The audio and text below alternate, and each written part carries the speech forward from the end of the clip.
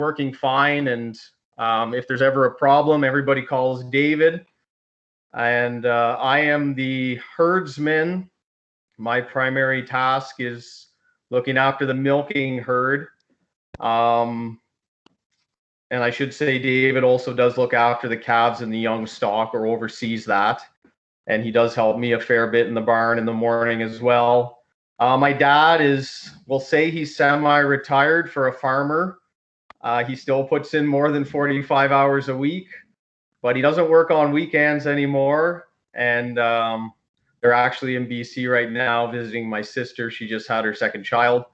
So they're out there for who knows when they're coming back. They didn't say, but that's the beauty of being semi-retired. He doesn't have to be here, but he's still very involved in the farm and the management decisions.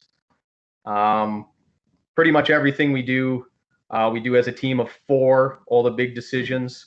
If we're buying a farm, or if we're going to do a big infrastructure project, we all sit down with those together.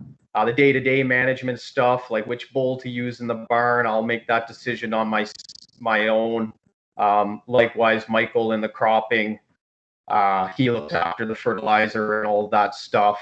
Maybe a little bit of dialogue when it comes to buying seed, but for the most part, we try to make all the big decisions together. So a little bit of an overview of our farm facility.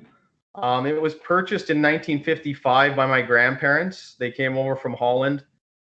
They were milking 16 cows at the time with 100 acres of land.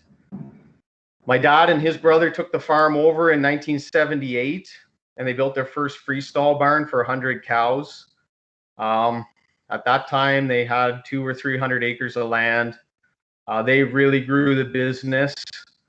By the time we took over, or split the farm, I should say, with my uncle, we had 3,000 acres of cropland. We were milking around 400 cows. He took the majority of the cropland, and we took the cattle, and we had 1,000 acres at that time. That was 2007. We've very aggressively grown our farm in the last, I guess that's 13 years now. We had about 380 kilos of quota when we split. You can see there now we have 650. Our 11 or 1,200 acres has grown to 3,500. A lot of that land has been land that we call project farms, acres that were not well utilized by the previous owners. We've purchased, we've cleared, we've tiled. We've done a lot of that. That's the most affordable way to buy land around us. Yeah, I guess we have a lot on the go here. We do raise a few heifers for a neighbor, kind of almost as a favor to him, as a real revenue stream. It makes a little bit of money, but it's kind of, they just run with our heifers, and we feed them and we breed them for him. You can see our crop breakdown there. You'll see one unusual part of our cropping. We don't have any haylage in our rotation. We just started growing a bit of forage sorghum for heifers last year. We've had real issues overwintering grasses at home. Well, grasses, mainly alfalfa at home. We just get enough flooding in the spring just to kill anything that you're trying to overwinter. So we've gone away from haylage probably 20 years ago, and we just grow corn silage. We buy most of our straw. We have toyed with growing winter wheat, and we will probably again, but we just never seem to get the yields to make it economical versus our soybean yields. All the field work is done in-house. We dragline our own manure. We do our own spraying. We have our own combine. We have our own forage harvester. We do everything here ourselves. This is a little snapshot of the dairy. Well, I guess it'd be 10 years ago when we switched to robots, and today. So I guess the gist of this slide is that not a lot has changed when it comes to milk quality, milkings per day. We're definitely milking more cows than we did back then, with a lot less labor than it took to milk the cows when we had our double 18 parlor. I think this number of liters per hour worked. I wouldn't want to take that to the bank. I think if we had the production per cow we have today in the old barn, I think that liters per hour would look better than 540. I would think a more realistic number of would be a third, would be closer to what, so at 2100, you'd probably be more like 700 or 800 liters per hour with the old parlor. That's what I would say would be more of a fair assessment. The big thing that changed coming to this barn was the liters per cow, and especially our preg rate. We almost doubled our preg rate in the last 10 years. And I think the component feeding really helps those top producing cows get in calf. So this is the layout of our current milking facility. We chose a layout with 2 robots per group. We think that is the way we would continue to build facilities. We like the redundancy of having 2 robots, so if one breaks, you're still milking cows. But we're also nervous if we had 3 or 4 per group that there'd just be too many cows on a fetch list. It would make it difficult to catch cows, bring them to the robot. So we're very happy with 2 robots per group. Our fresh cow area, we only have 1 robot, and it's underutilized really. We only ever have 40 cows on that robot, and that's not because of the robot, that's because of our bedded pack is just too small. We can't put more cows on there or we run into problems. And the other arrow on there is our management area. I think there's another slide on this a little later too. But all of our daily tasks are done in that space between the robots. We have fetch pens in every group, sort pens in every group, and that's where all the management cows end up for us, and that's where we do our management. So a little snapshot of the daily routine in the barn. The first person is in the barn at 2:30 in the morning. They're alone. They check the calving pen and then they fetch. That person goes on to do other tasks later after they're done the fetch. The feeder starts at 5:30 and cleans up the way back, and then fresh feed is delivered by 6:15, 6:30. Once the fresh feed goes down, that's when we try to do all of our cow touches, as Lely likes to call them. But that's all of our management routine. That's dealing with fresh cows, doing inseminations, treatments, whatever needs to be done.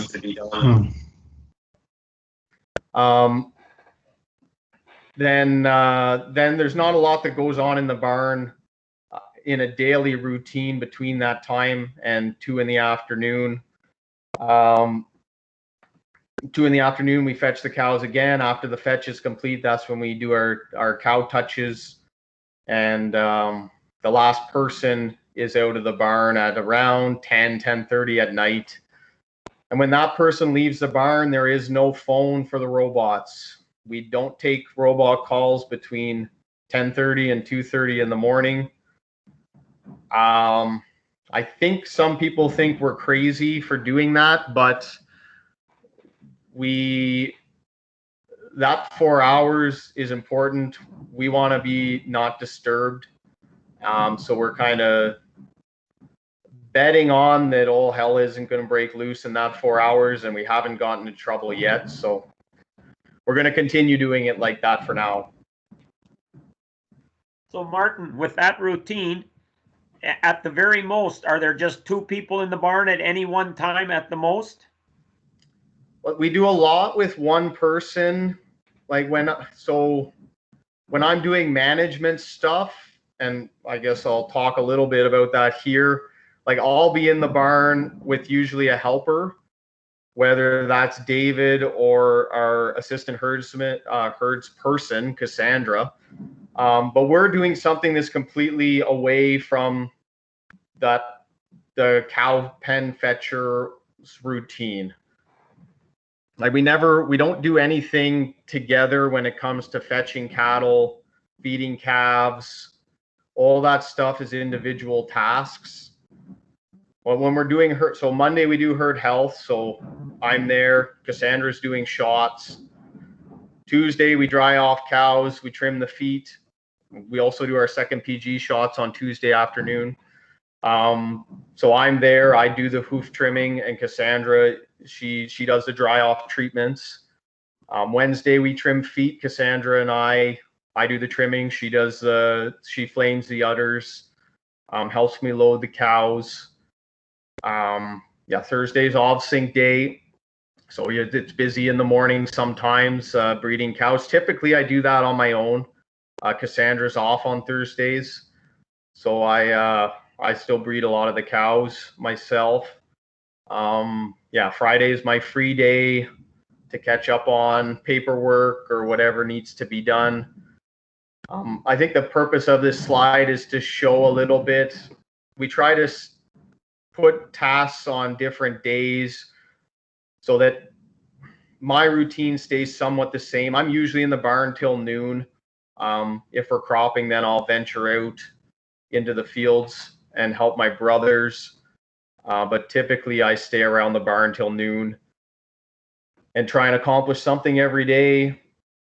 And when we can break up the tasks like this, it helps our sorting pens. Because if you try and do too many tasks on one day, you just have way too many sorting cows, and then everything gets overrun on you in a hurry. Do you do any vaccination for mastitis?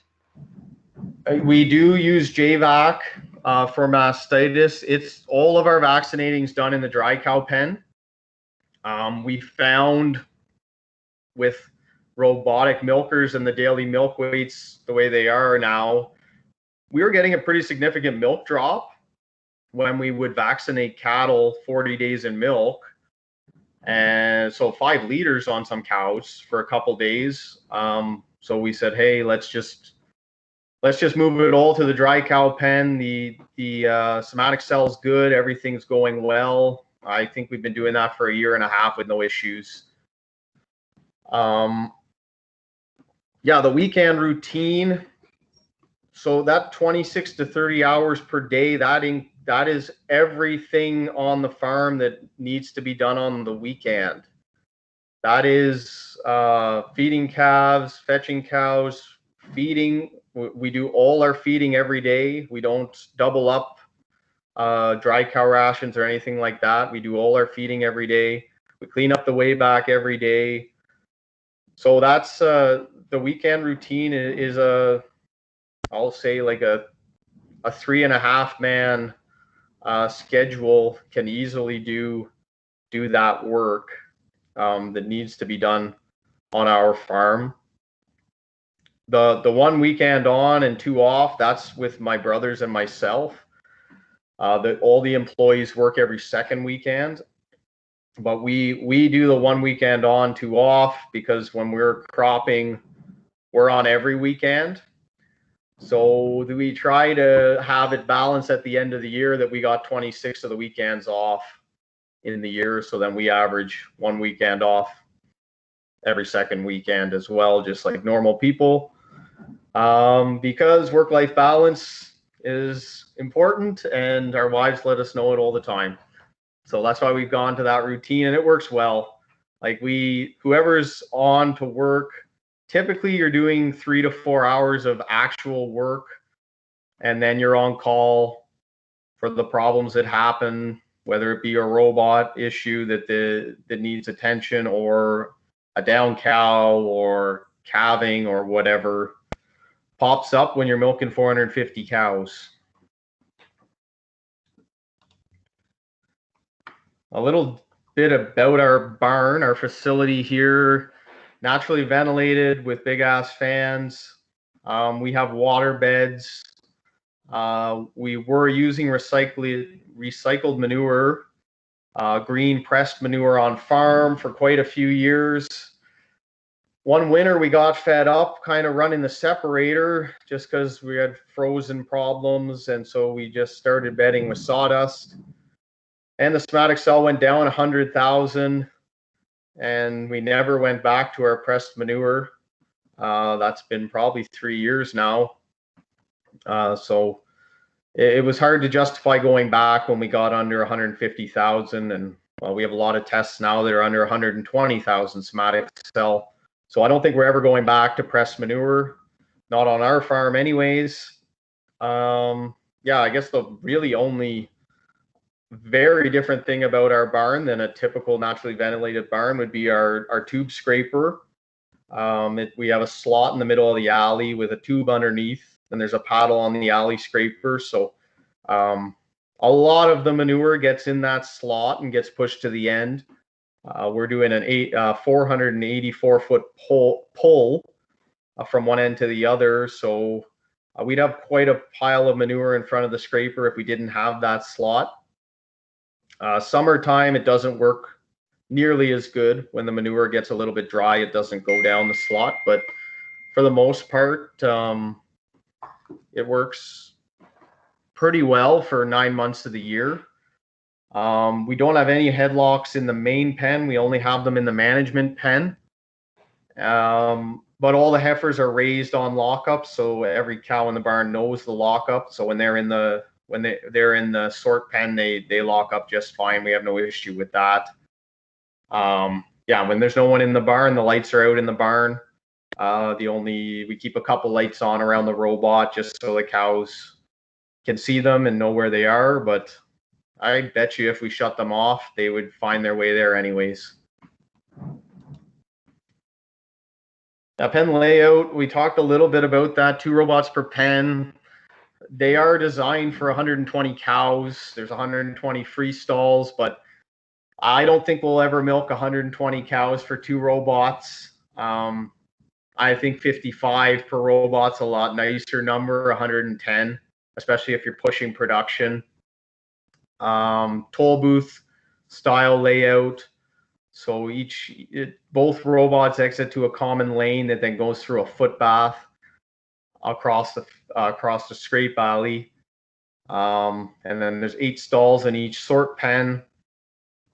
I think 8 stalls is perfect for Friday, Saturday, Sunday when we're not doing a lot of work in those sort pens.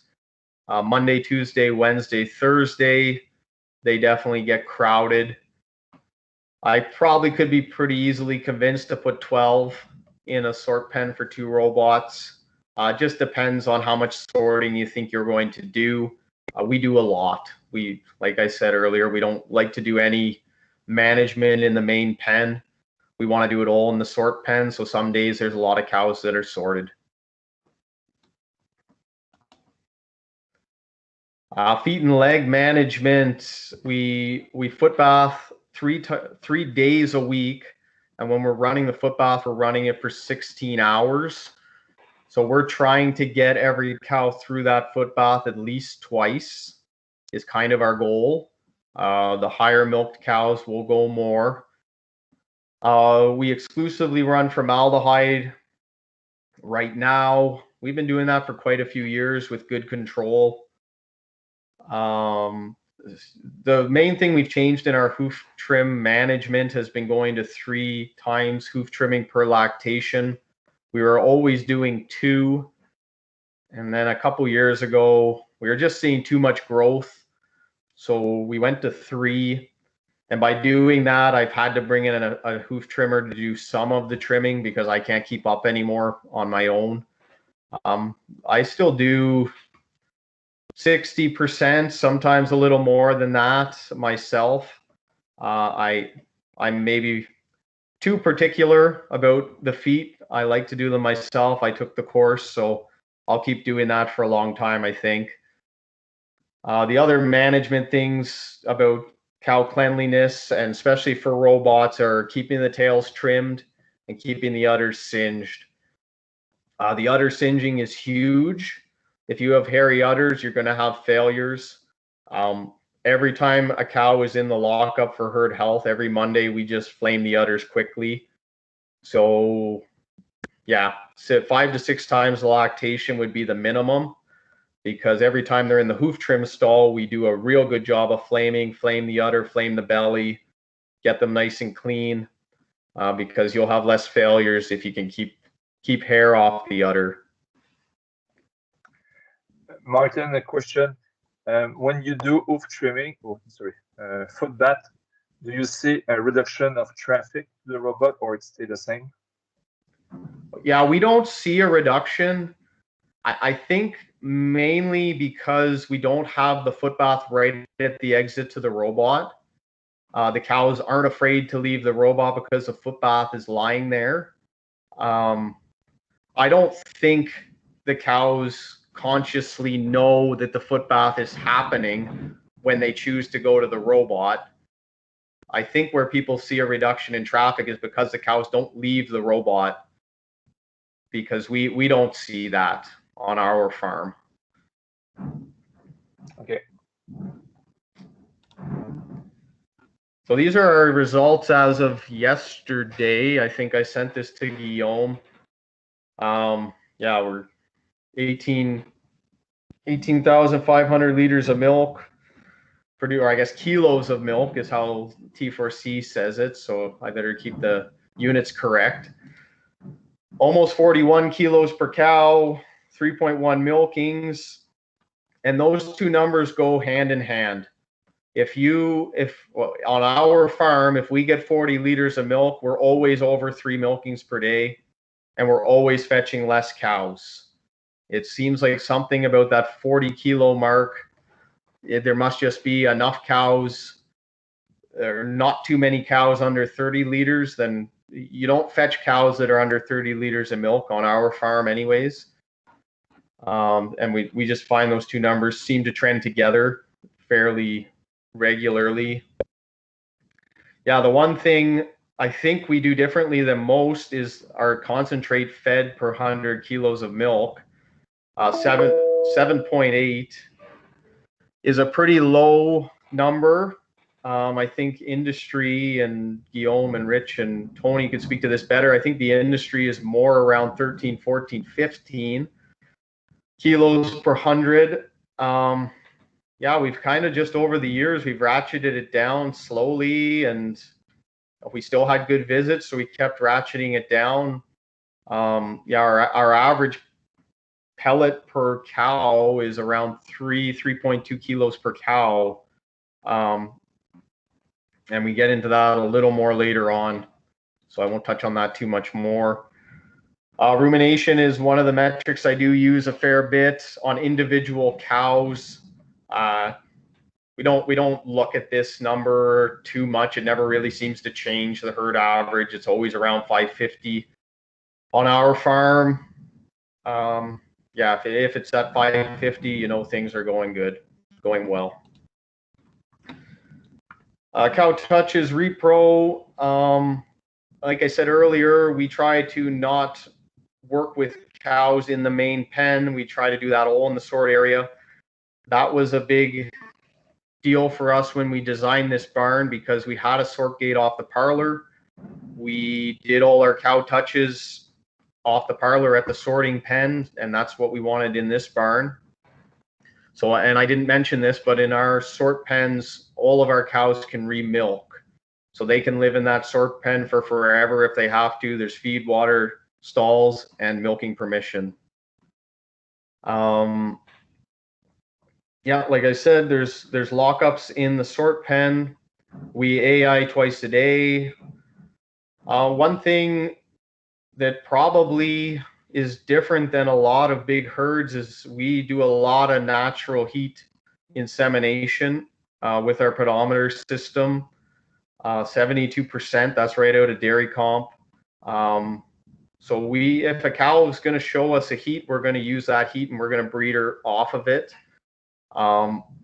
but we still use OV sync. If a cow is open at preg check, we OV sync her. If she's 70 days in milk and hasn't shown us a heat, we OV sync her as well. We want to get cows in calf. We have changed our breeding program quite extensively over the last year and a half. We always were using some beef semen. Now we're using a lot of beef semen. We're only using sexed semen, sexed Holstein semen, and the rest is conventional beef semen. Like most farms, our heifer population has ballooned almost out of control in the last 3 or 4 years, and now we're really aggressively trying to get it down where it should be. So we're using 40 to 45 doses of sex semen a month, and the rest is beef. So we know we're going to get our 18 to 20 heifer calves off of those sex semen doses, and the rest we know are going to be cull calves. How long have you been, Martin? How long have you been doing that already? The 70%? Just the last 6 months, or?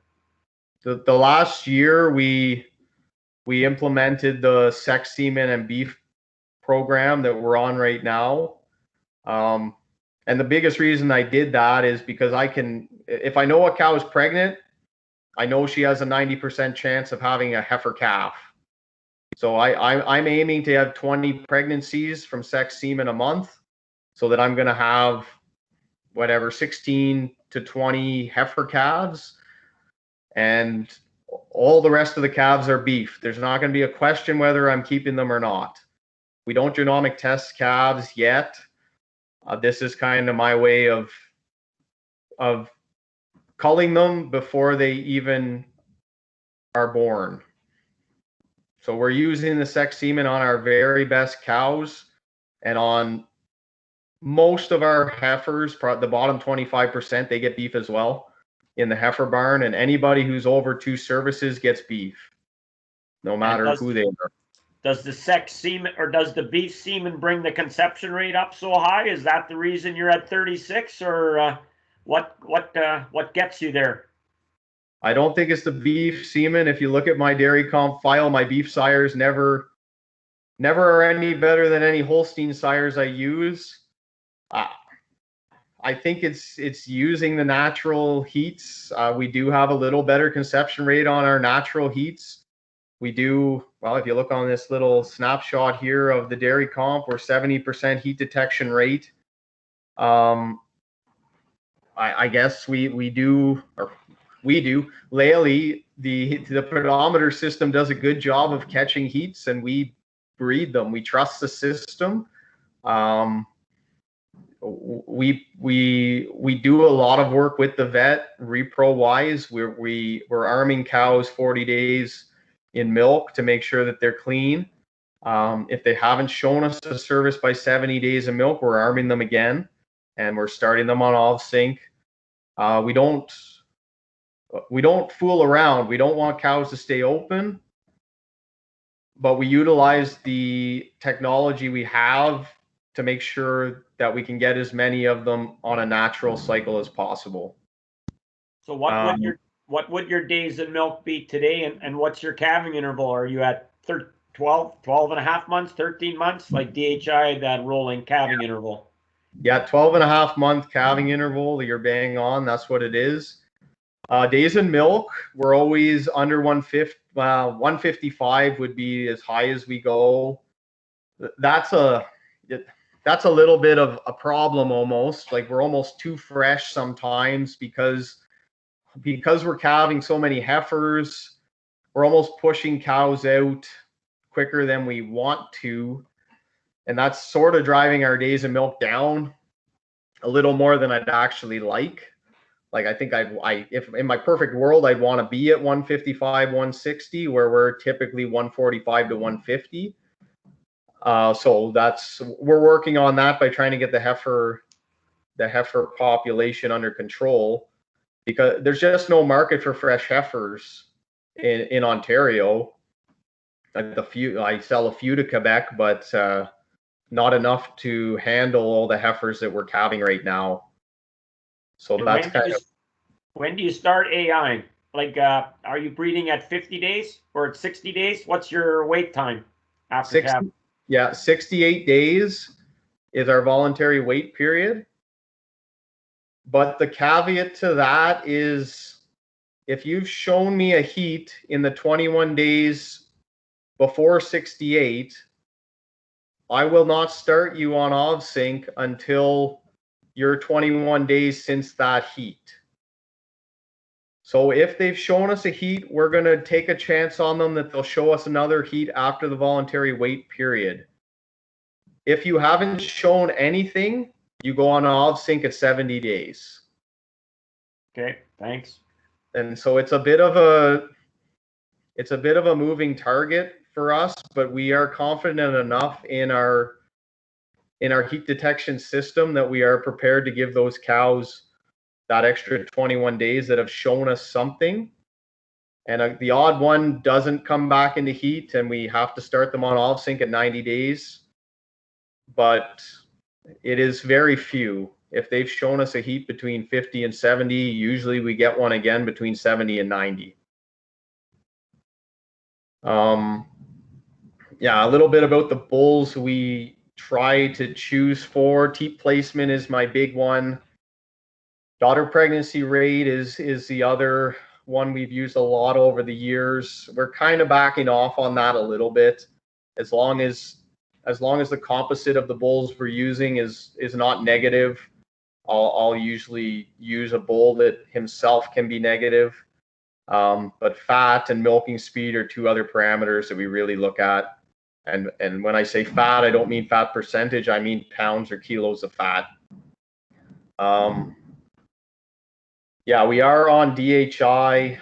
It's a robot test, so they don't actually come and do samples. They just team viewer in, grab my T4C data, pull it over to Lactanet, I guess it's called now, and they then send me my monthly sheets as if I was doing a test, and it goes in as a management test. And will we continue that? I don't know. I was a pilot herd for that project, so I did get the data for a couple years for free, so now I am paying, and I got to figure out how much value I'm actually getting from that, because you get a lot of information from T4C, but I do still think that Lactanet puts it into a little nicer package, easier to utilize.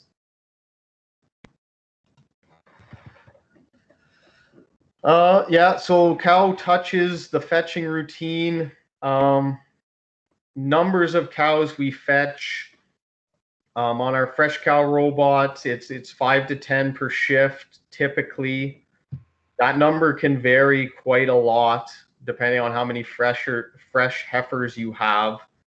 And like I said, we have way too many.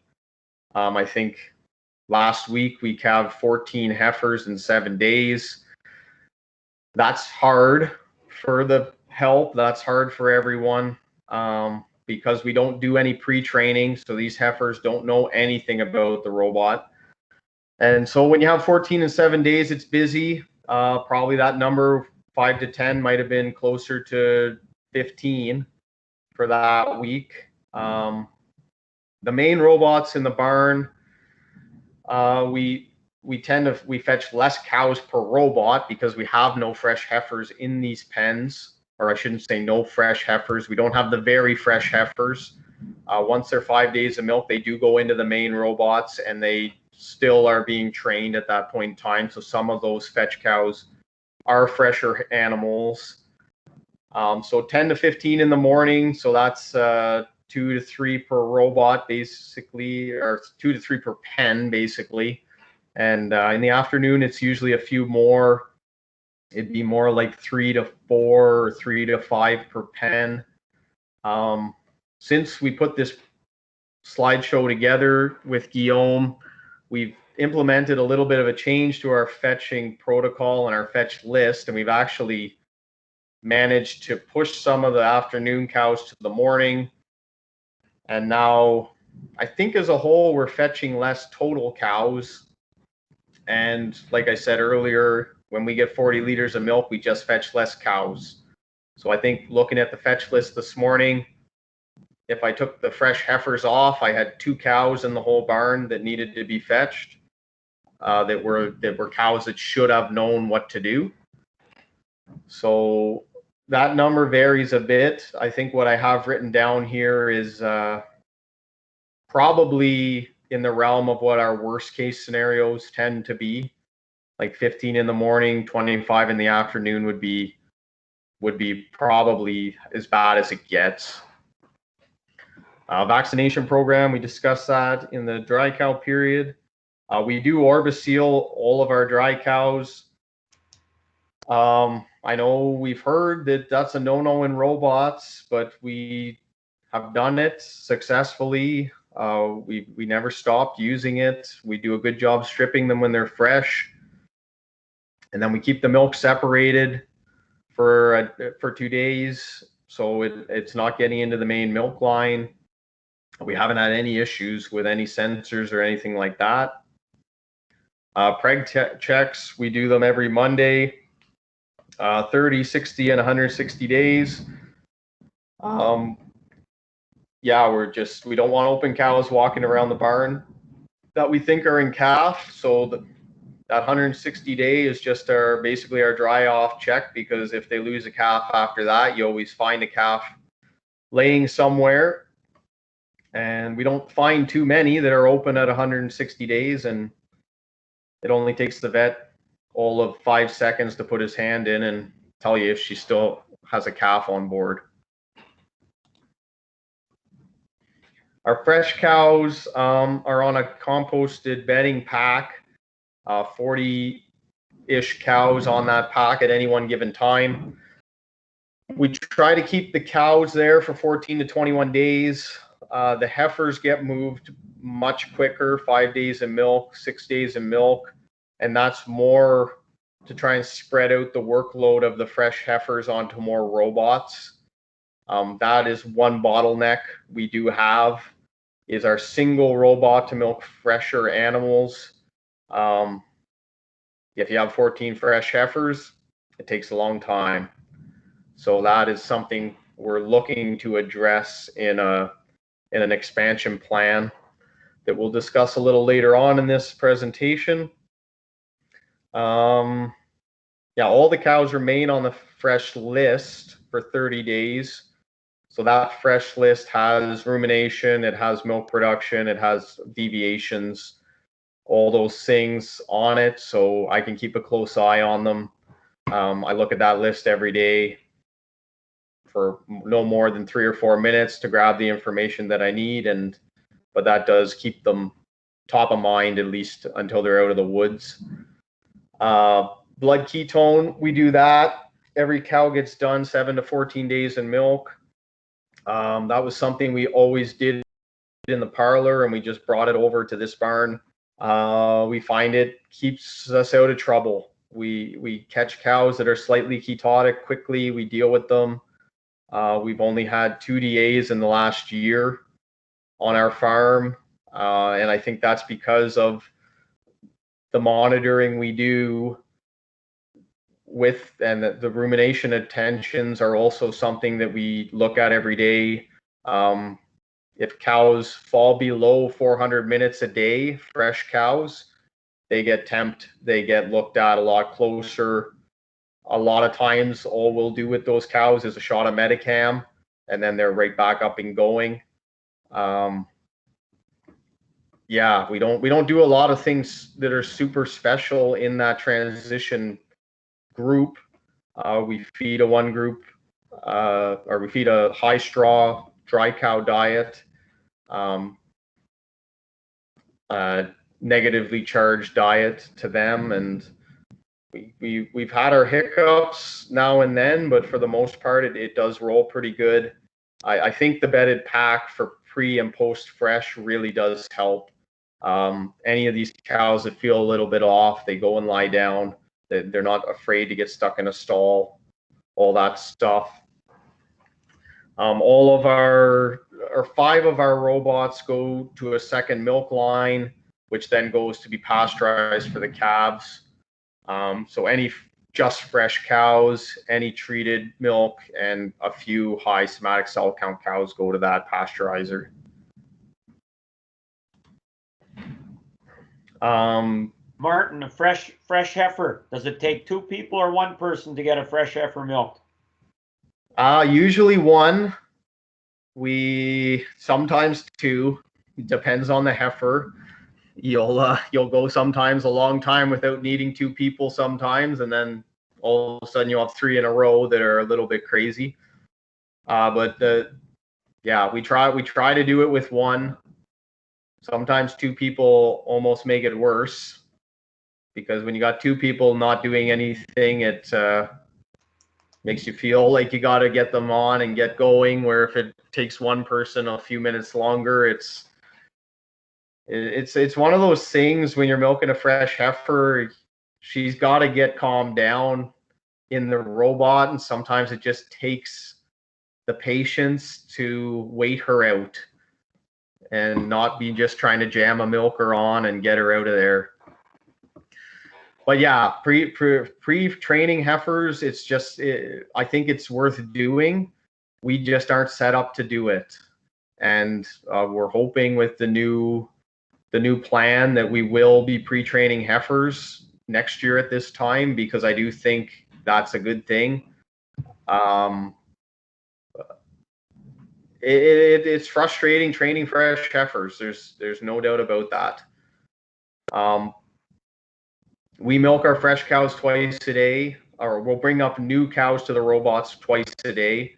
So if 4 cows calved at night, they all get brought up together. That's kind of more of just a labor flow management thing than anything else. All the colostrum gets tested. We keep the best colostrum for our heifer calves, and the bull calves get the stuff that might not be quite as good. But every calf on our farm, bull calves included, gets 6 liters of colostrum, 2 feedings of 3 liters. We tube it all. We just never have good luck with bottle feeding calves the first milk, so we went to tubing, and we make sure that they all get 6 liters. Not a big difference between the heifer and the mature cow routine, except that a mature cow will get a calcium bolus at freshening. Other than that, they're treated the same. Yeah, calving, the big important thing we do, I think, like we put them all through the chute. We can do a good job singeing the udder. We can strip out the orbicule. They can't kick you because they're in the chute. And we trim the tail. We try to do everything before we put them in the robot, just to try and make that first robot experience as pleasant as possible, even though most of these heifers still think it's the end of the world. A little bit on robot cost here. And I think we were pretty thorough when we did this calculation. So our robots are 7 years old now, and those are the numbers from our last 2 years worth of statements.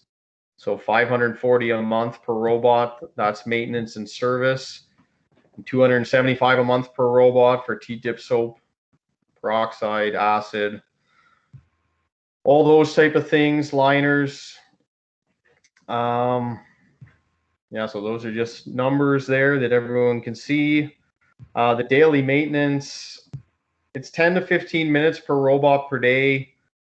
Just kind of go in there, do a quick once over, clean, look at a couple minor things, but daily we don't do a ton.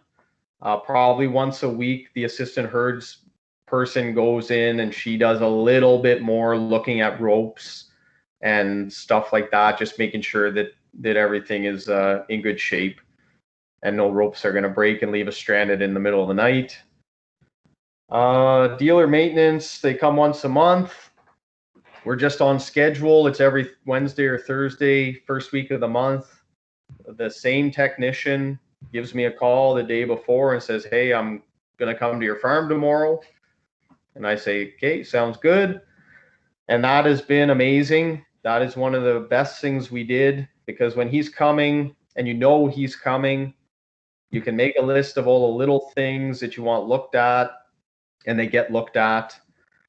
And when it's the same technician, he knows what was maybe getting on the verge of wearing out last time. He knows to look at it. We do have a really good relationship with our technician and with our dealer. And I think that's important, especially with robotic milking, because it is a 24-hour-a-day thing. They've never left us stranded in the middle of the night. They've always been, we've had our issues at times, just like anybody, but they're always here, and they don't leave until it's milking cows again.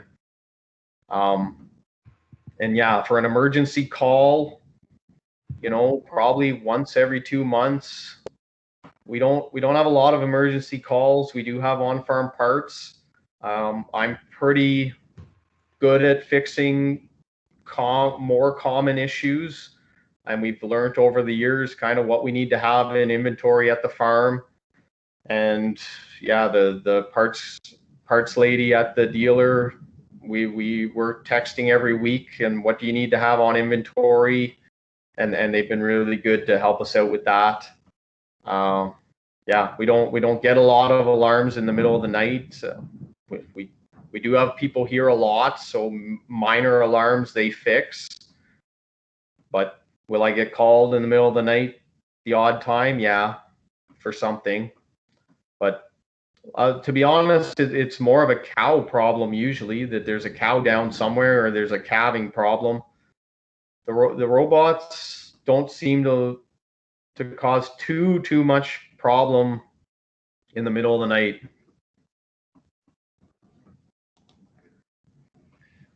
And Martin, a quick question. What would you have 7 years old robot, so how much lifespan do you expect to get from your robots? I don't see why we won't get another 7. I don't see why we won't get to 15 years. We've replaced parts all the way along that are wear items, if you will, like lasers and cameras and cylinders and whatever. Will the cost go up a bit? I think it will in the next 7 years over the first 7, but I don't see a reason why they're going to just fall apart, because you are maintaining them all the way along as you go. It's just like your car. If you drive it 100,000 and you don't do any work to it, well, maybe it's going to fall apart. But when you're rotating the tires and you're doing all the work, your car will last for 300,000 kilometers. And that's the scheduled maintenance kind of forces you to maintain it. So I maybe 20 years. I don't know. I don't see why they're going to just quit working. Well, for your info, we just traded this week in Quebec a 21-year-old robot, and we're still running very well. So yeah, I think for us, it would be more if technology were to get so advanced that, say, the A6 came out and it was like, oh my goodness, this is so much better at milking cows. Well, then you would upgrade. But and maybe the A5 is better at milking cows than my A4. I don't know. I don't see it being leaps and bounds ahead. So I don't think there's a reason to trade them out and go to an A5. But if we get to an A6 and they've made that much more improvement in technology, yeah, maybe I'll be trading them out in less than 15 years, because I think the technology has come that far. But I don't think it'll be because it's falling apart. Agree. Feeding, touched on this for a minute at the start. 100% corn silage diet. Right now we're feeding 1/3 BMR. We feed a lot of canola meal. That is our protein source. Well, that's our our bunk protein source, I guess. Our robot feed is also a 32%, which is probably way different than most guys feeding through their robot. So we spend a lot of money on our robot feed. There's no doubt about it. We don't have the cheapest robot feed, but we want to pay for a product that brings value to the ration. I don't want to buy a pellet that's $380 a ton that's full of wheat shorts and soy hulls. I want to pay for value. I'm paying for high gluten. I'm paying for higher quality protein sources in my pellet, and we're feeding less of it. And that's worked for us. I don't know if it'll work on a higher haylage diet.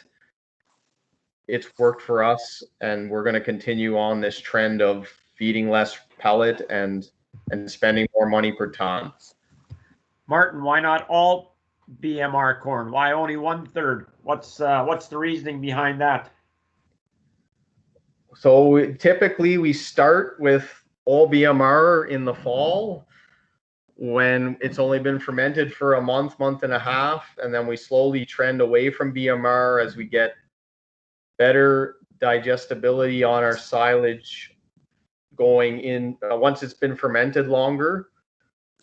We've found over the years that if we feed all BMR, we can make crazy amounts of milk, well over 41 liters, but we don't have any butterfat tests to put with it.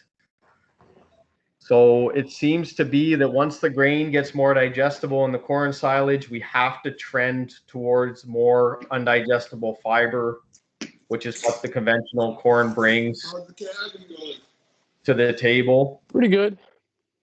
So that's just why that number will change given the time of year, given the quality of the feed, all those things. It's our management. Oh, thanks. Yeah. It dictates that. Yeah. Yeah. Saturday. Okay, thanks. Yeah, we have it's balanced for 32 liters of energy at the bunk. I guess that number probably changes a little bit based on the quality of the homegrown feed. A little bit because we feed so much corn silage, we don't add grain corn to our diet. So we're a little bit at the mercy of what the corn silage is what we have to feed. And we have run into problems where we had 40% grain silage, and that was hard to manage because we couldn't pull grain out. So we are playing with forage sorghum a little bit. Because we're growing it for the heifers, we're going to feed a little bit of that to the cows in the years where we have really high grain corn silage to just try and dilute the ration down a little bit. And so those are the things we kind of are always working on. We definitely don't have it all figured out, but we like the all corn silage because we don't have to make haylage all summer. My parents have a cottage. We all can go to the cottage. We're not worrying about cutting hay. We do enough cropping in May and June, and then September, October, November to keep us satisfied for the year. The concentrate we are feeding, we got 3 kilos per cow per day down there. I think it's a little higher than that right now, 3.2.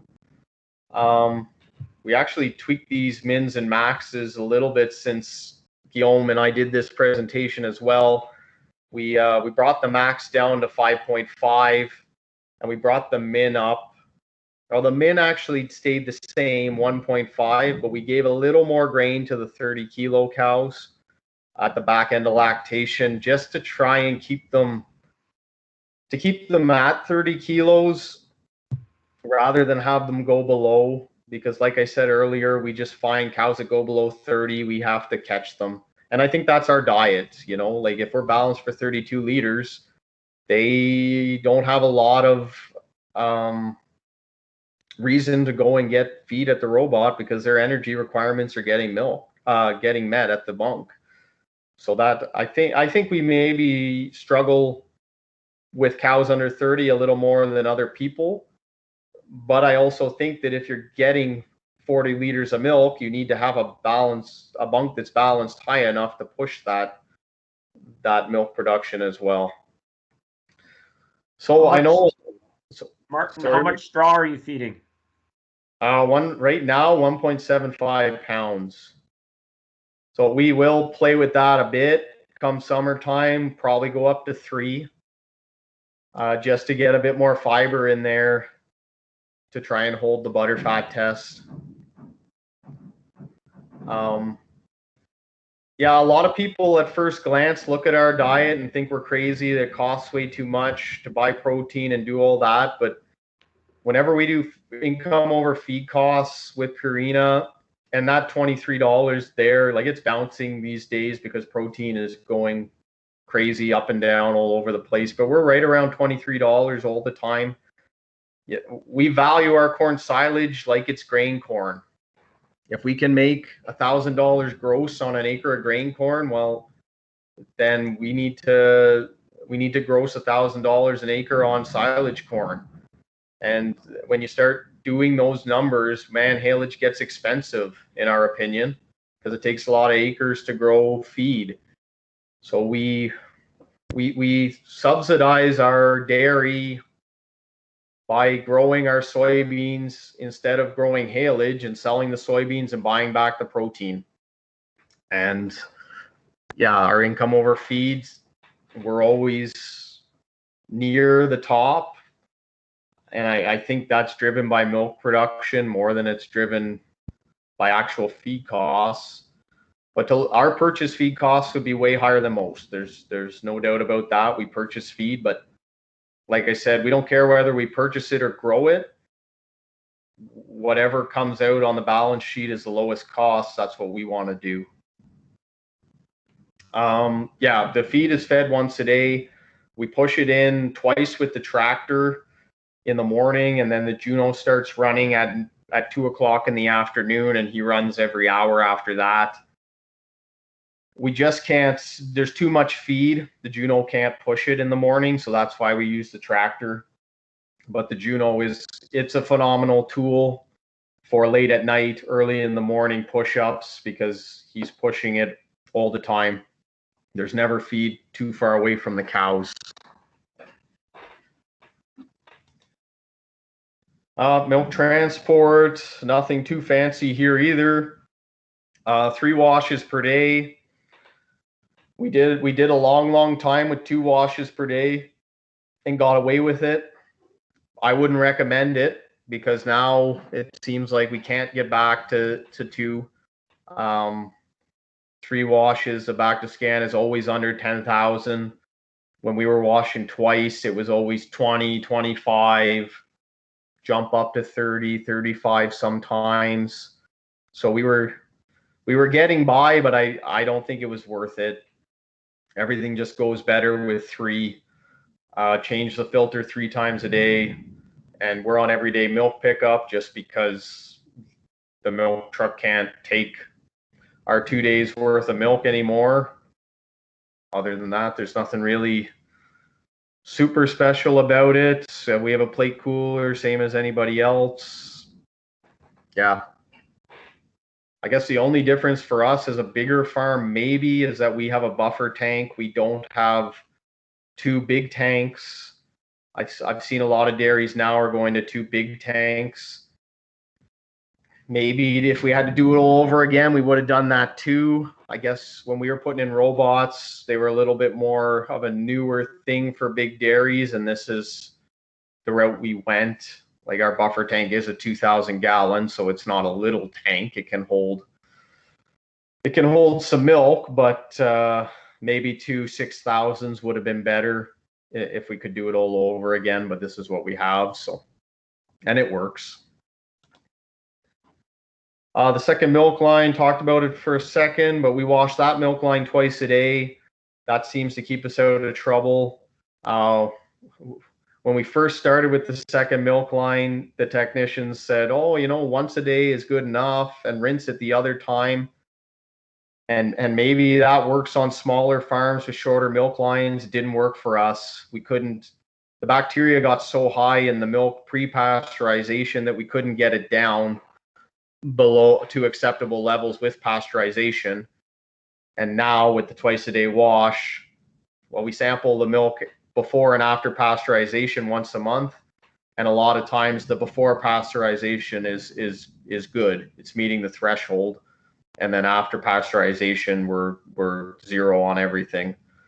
I think the key to the pasteurizer is the testing that we do, because if things start to go bad, we don't have sick calves telling us that things are going bad. We have samples that are telling us hopefully before calves are getting sick.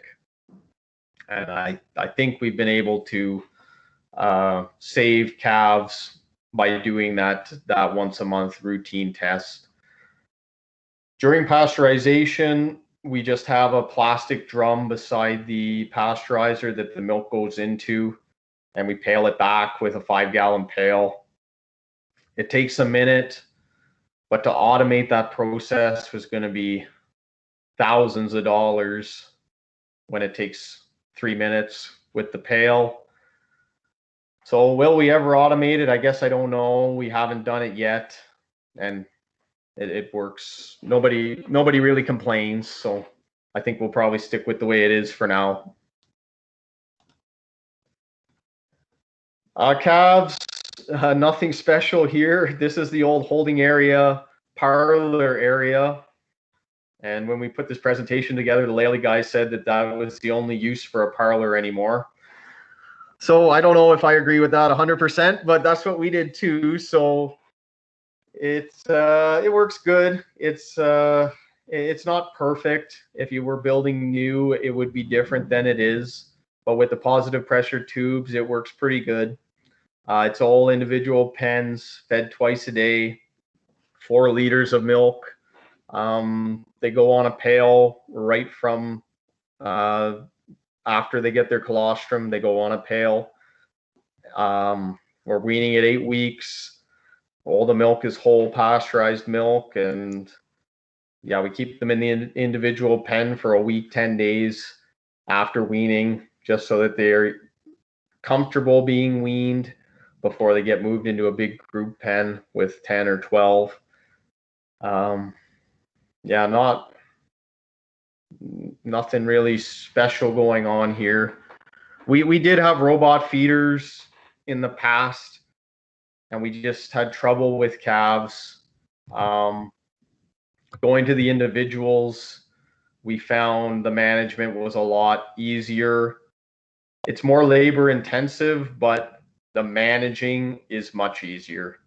And so I don't think we'll ever change this plan for a long time. The future project that I mentioned earlier as well, the main reason that we're looking at doing this new barn is to create more fresh cow space, more dry cow space. That's the area that's really bottlenecking us right now. We just don't have enough close-up space. We don't have enough fresh cow space either. So the new barn is going to be to relieve some pressure there. Yeah, a couple of things I'll mention about it. We're planning to put in a pen that's for drying off cows. So we're planning to feed them dry cow mix, but let them have robot access for the last 5 days of their lactation, and try to get them the milk production down to a level that maybe we could use selective dry cow therapy if we ever want to or need to go that route. Yeah, I think we're going to move the one robot from the current pack to this area and add a robot, so we'd have 10 total. And we're pretty confident that if we do this, that we can get another 80 to 100 kilos of milk, kilos of quota out of this facility but it might be a long time getting 80 or 100 kilos in Ontario. It's we haven't got a lot of quota in the last year, and it doesn't look like it's getting better anytime soon. But it was something that kind of had been on our minds for probably 5 years, and now it's probably the government money has pushed us along and say, well, let's go ahead and do this and let's get set up. And if anything bad is going to happen, we're going to be set up well to compete, and hopefully we can buy a little more quota and pay it off in the next few years as well. Martin, big thank you. Well done. I want to open it up for questions, and you guys can unmute to ask questions. Again, big thank you, Martin. There is one question in the chat box. Have you ever started thinking about automated feeding in the vector system? With a vector. We've talked about it a little bit with this new barn plan when we're designing the feed alley and talking about how much money you can save if you could go to a narrow feed alley and feed with a vector. But I think, and if I go back to that first slide where you see the layout of our farm, we're very spread out. So if we were to get a vector for our milk cows, we would still need to feed the heifers with a trail mixer or a self-propelled mixer is what we have now. So that would be an issue. And I don't know, for big farms, vectors, I think getting the feed out of the bunk into the barn to then mix it and feed it out with a vector, I don't see that working for us, because if you got to get it out of the bunk, you may as well put it in your self-propelled mixer and mix it up and feed it to the cows. That's just my feeling. I don't know if it's something that bigger farms are going to adopt. I think smaller farms that have tower silos, I think it's great. But when you got to move the feed from the bunk to the barn, that's where it loses me, the concept. Fair comment. We are working on that process. You have definitely commented on the right thing of that, and Lely is working with that in North America, and we are working on plans now. So it would be great to sit down with you, especially on your new facility, to take a look at it, because that is sometimes the biggest opportunities. But we'll leave that question. Guillaume, I think there was another question in the chat box, and I don't have it in front of me now. Can you ask that question? Yes, Martin. So why did you choose robots over a rotary parter for your latest barns? Well, when we were, I think, to be honest, if you can't see my cursor, can you? Yes, we can. You can? Okay. So if you see where my cursor is, this is the heifer barn now, but this was our old dairy barn.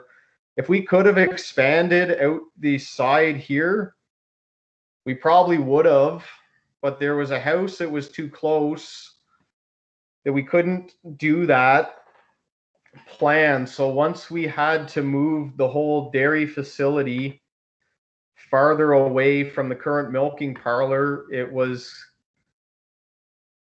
maybe not a no-brainer to go with robots, but that was our opportunity. We felt that if we're going to start new, we better look at all the avenues.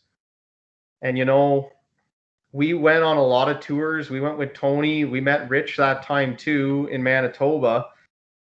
And we weren't convinced until we went to Anton Borst and we saw he was milking, I think he had 8 robots at that time. And we finally saw a guy that we said, okay, this works. And that was kind of the moment where we decided we were going to put in robots. we saw bigger farms before him that we didn't like the way they were managed. They were too just like chopped up, robot here, robot there, if you will, where Anton had a plan and we tried to mimic some of the things he did and maybe improve them somewhat, to manage cows like they're in a parlor, but allow them to be milked with robots. Because labor is an issue for us and always has been, because we're very close to the city of Ottawa. Anybody who is any good at being an employee can go and get a DZ license and drive a dump truck and make $25, $30 an hour. So that was our big reason to go to robots. You know, it was going to be expensive to build a rotary. I don't know if I have a perfect answer, you know, like if we had to build a rotary, would we have been happy? Yeah, probably. It would have had its own challenges. Have robots been perfect every day? Absolutely not. But now being where we're at, we would never go back to a parlor. And I think that's kind of, take from that what you will. You know, I don't proclaim to have all the answers by any means, and lots of guys are still, big guys are building parlors and making them work, and they like that, and they have immigrant help, and they have lots of it, and that's great. We can milk 500 cows here with minimal. We have off-farm help too. That, you know, we don't do it all ourselves, but you know, I said to my brothers the other day, I'm like, man, if COVID ever gets into the bunkhouse next door, and because our cousins milk 600 cows with a big parlor next door, well, how the heck are they going to milk their cows? Because they're going to all be in quarantine. Well, if our workforce can't come to work, my brothers and I, we can run this farm. And I don't think there's anybody who has a parlor can say that they can run their farm with 3 people and milk 500 cows. So, great comment. Another question, Mitch, unmute yourself. Go ahead and ask. Yeah, Martin, thanks. I was just, I was wondering, you know, obviously there's some serious lifestyle advantages on a smaller farm to bringing in robots. What has been, for your family as a whole, what has been the sort of the biggest impact to your lifestyle on in the family as a whole since bringing robots or going robotic? Yeah, that's a good question.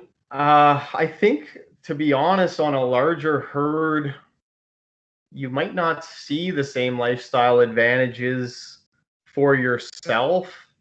It's more for your employees, where they can come now for an 8 or a 10-hour shift. They can do it all in one go, where before you'd have to come twice for 2 milkings to make enough hours. It was tough for the employees before.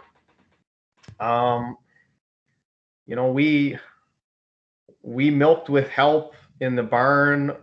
Sure, we milked sometimes, but we weren't the ones that were doing the milking. So our lifestyle hasn't changed a whole lot, to be honest. Like, it has changed in the last 10 years because we've consciously made changes to it. But to say robots versus a parlor, I don't think it's a big difference for the owner operator on a large scale. It's more getting employees, retaining employees, needing less employees.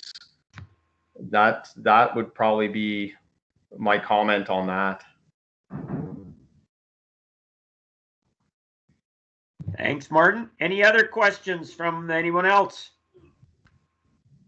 We don't need to. Everybody's time is very valuable. We really appreciate Martin's time, and I appreciate all of the time of many of you who have left your farms to spend a good hour with us. Last call. Oh, there's a hand up. Mark, sorry. Go ahead, Mark. Unmute yourself.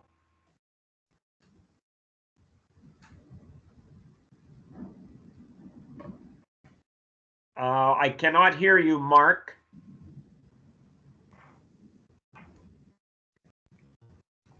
Guillaume, you don't have them muted by chance, do you?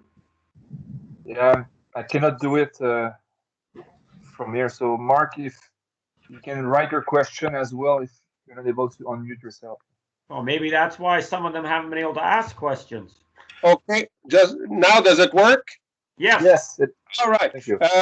So you were talking a bit earlier about fetching cow. What are the reason for fetching? Is it the incomplete cow or just cow that don't go to the robot? Yeah, mostly it'd be cows that don't go to the robot. Like in that number that I gave, 25 cows to 30. Typically on our farm, you'd be half of those would be fresher heifers, and then the other half, maybe there's one or two that are a failure cow for whatever reason, but typically they would be later in lactation cows, going dry soon type of cows. Well, one comment I didn't make in the hoof trimming part is, on a robot farm, if you have a lame cow, I'll guarantee you she's on your fetch list. So you want to be on top of the lameness and keep those cows to the least number possible, because we don't have a lot of cows that would have incomplete milkings, and that's why we're fetching them. It is more that they did not come to the robot. That to answer your question. Thank you. Thank you. Any other questions? Going once. Martin, big thank you for opening up your farm and giving a very detailed talk. Excellent. Well done, and very appreciative. All of you that joined the webinar, a big thank you. And if you have any other questions, reach out to your local salesperson from your area. I think most of you were in contact with somebody who got you signed up, and we appreciate that. And don't be scared to have questions. And Martin was good enough to allow us to record it. And if somebody wants to have this same talk watched again, or to another family member, reach out to us, sales guys from the Lely Centers, to Guillaume, and we can do that. So without any further ado, last chance. Any questions? Do I see any hands up? Guillaume, did I miss anything? No, it's perfect, Rich. Thank you, everyone, for being here. So, thank you very much, everyone, and have a great day and a wonderful spring. Thanks, Martin. Thanks, Martin. That was excellent. Have a good day, everyone. Thank you.